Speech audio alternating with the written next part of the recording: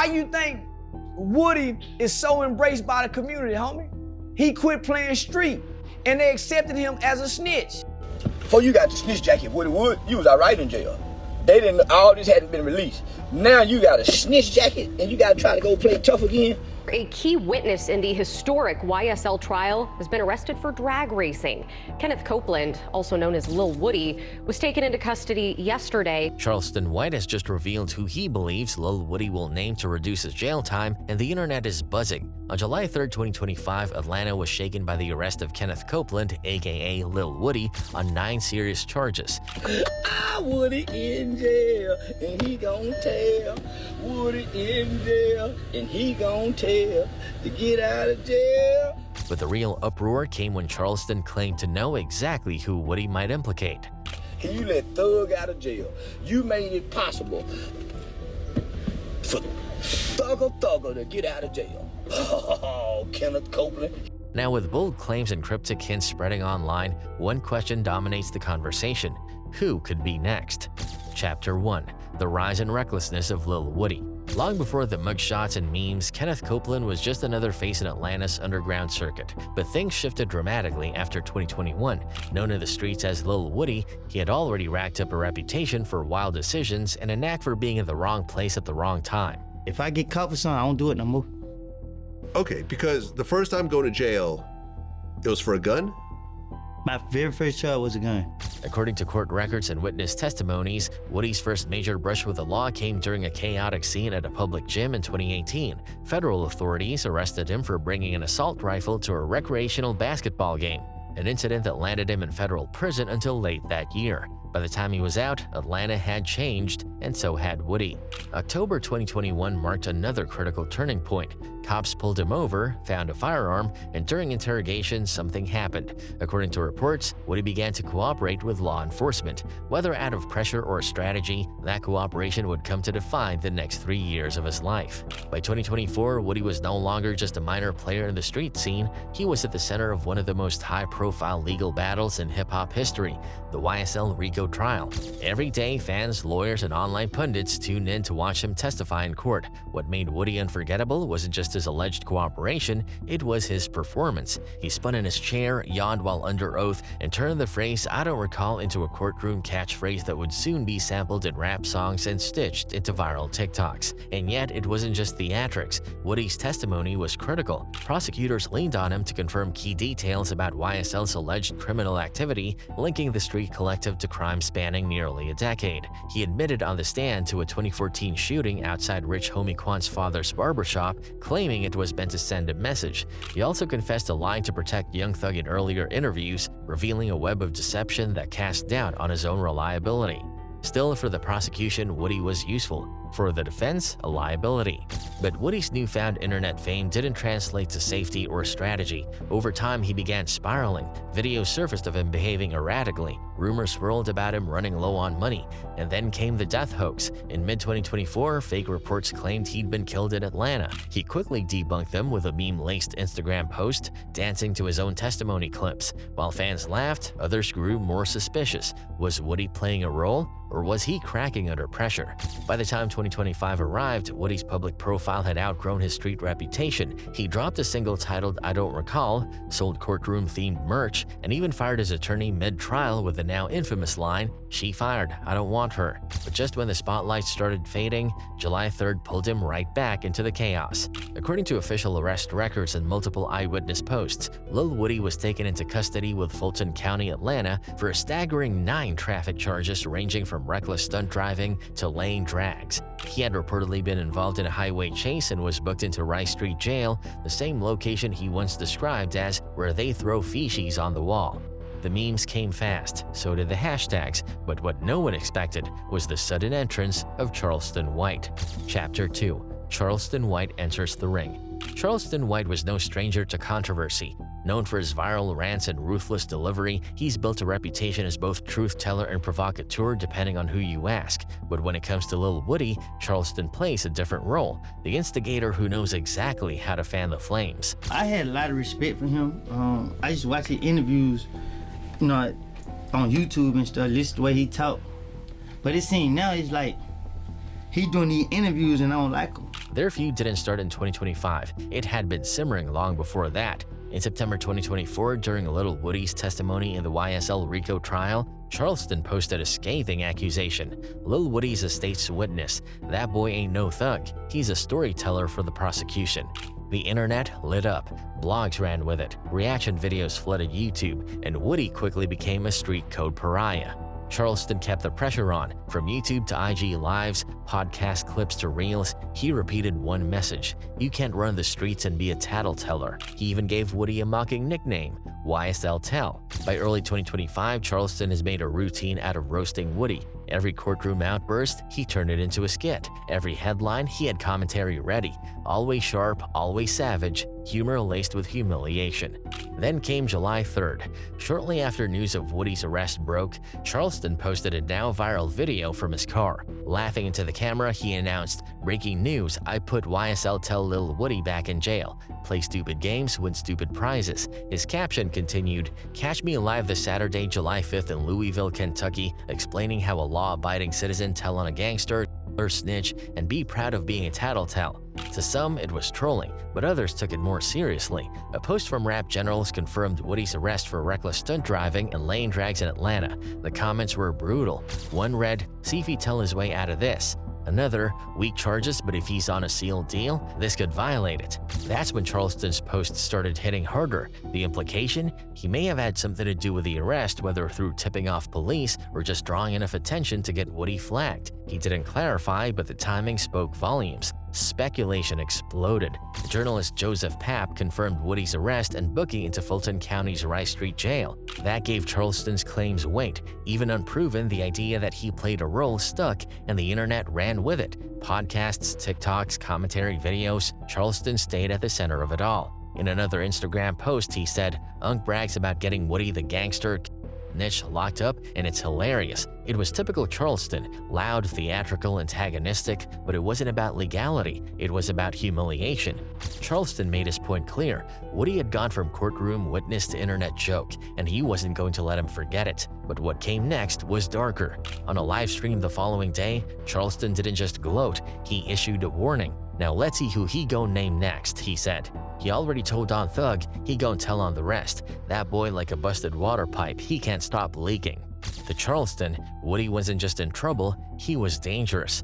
He the type to give up everybody, he added, just to shave off time.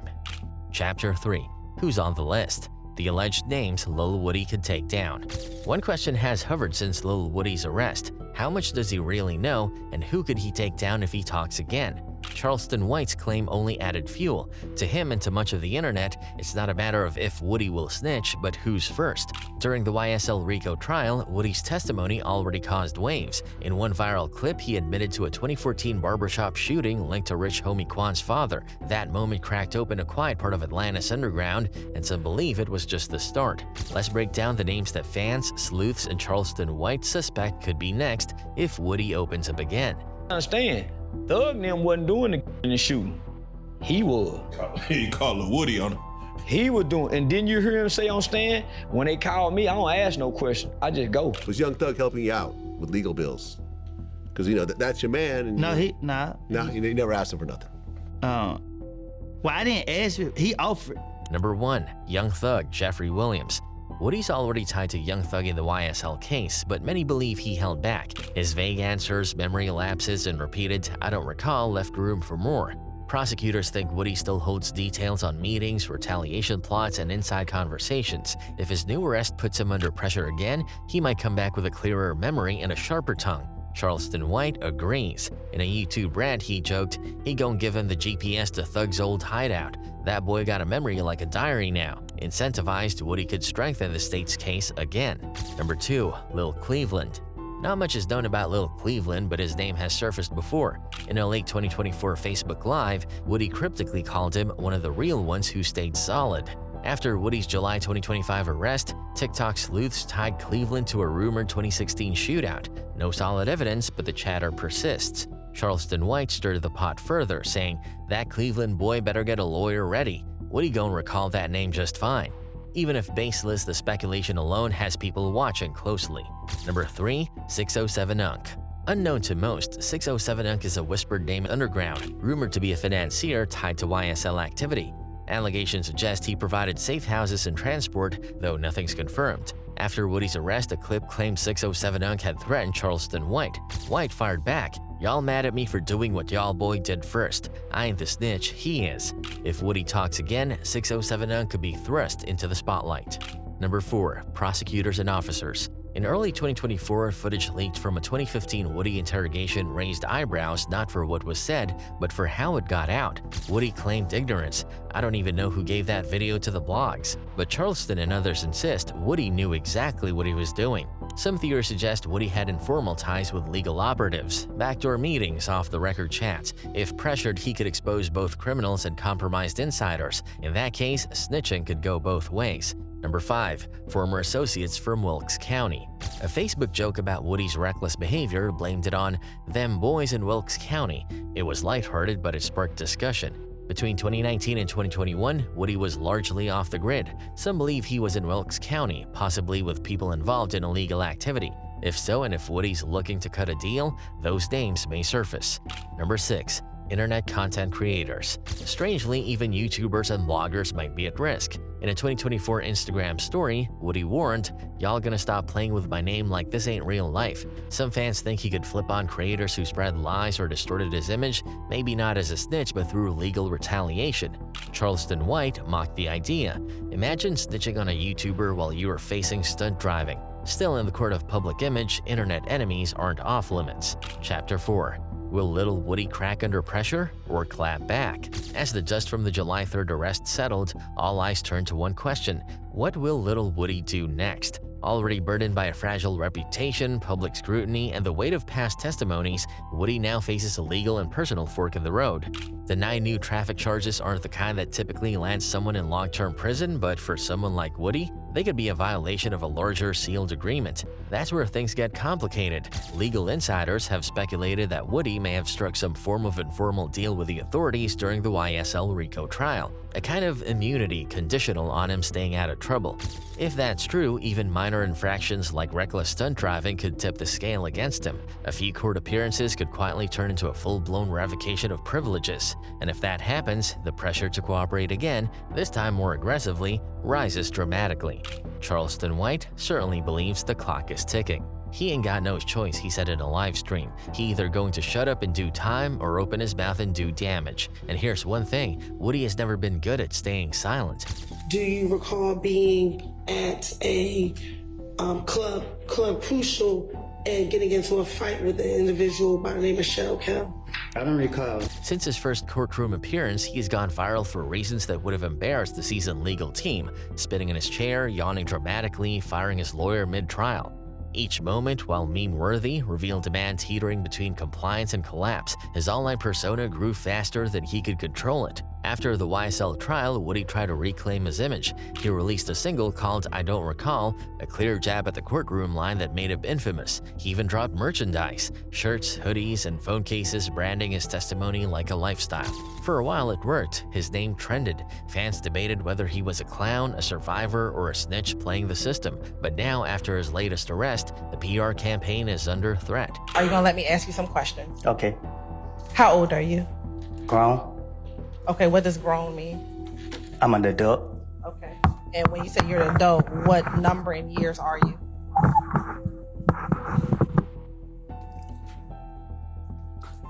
I plead the fifth.